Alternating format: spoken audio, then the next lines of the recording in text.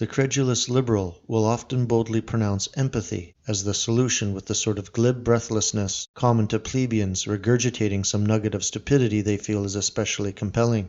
By appealing to a vague combination of sympathy and pity, the leftist has now dazzled you with his severance of the Gordian knot in a single stroke of kumbaya and compassion. Still unconvinced? Then you need to research mirror neurons or seriously contemplate the possibility that you are in fact a psychopath, which is an obsolete way to tell someone that you think they are a bad person with poor morals. In fact, this is the heart of the shitlib's post hoc rationalization endeavor, to summarily declare empathy to be a form of morality itself. To be empathic is to be morally good, and to lack it is to be dysfunctional and evil. Of course, this is a grandiose lie. Empathy is merely the capacity to abstractly contemplate how being in an identical situation with someone else would feel. It's closely linked to the theory of mind, and exists mostly as part of our social cognition, as an exercise of mental energy used to hypothesize about the internal states of others. Regardless of whether one voluntarily exercises it or cannot help but empathize with everyone they meet, ultimately empathy is just painting illusory abstractions of how it might feel to be the other person using the subjective inferences of the subject's own mind. No one literally feels what someone else feels. As far as moral imperative goes, having strong empathy for others is about as useful as having a finely honed sense of irony. One can make strong moral arguments for many a position without consulting their sense of compassion, and empathy itself can be used as a justification for any number of atrocities, including the extinction of all human life. Empathy might inform one doctor to ease his patient's pain as much as possible in the face of terminal illness, while another may believe Jack Kevorkian's approach shows the most sympathy and alleviates the greatest volume of suffering. Whether liberals like to admit it or not, they themselves are quite selective at picking targets for their much-vaunted capacity for compassion.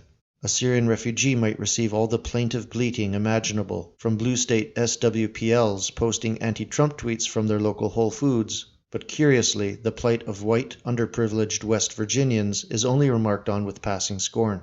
It's almost as if their empathy is no more developed than the shriveled set of estrogen-drenched balls dangling between their hind legs.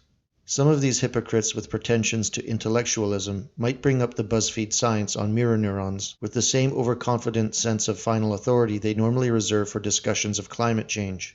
Now, from a pure philosophical basis, the existence of mirror neurons or a cognitive network for duplicating the internal states of other human beings doesn't give empathy any more moral authority or relevancy than discovering the genes responsible for why some people write autoerotic Sonic the Hedgehog fanfiction. But as luck would have it, the actual neuroscience here is decidedly skeptical. There are studies that call into question the very existence of mirror neurons in humans altogether, and a cursory examination of the concept will produce some fatal curiosity about why a species already capable of abstract reasoning would even need specialized brain cells like this in the first place.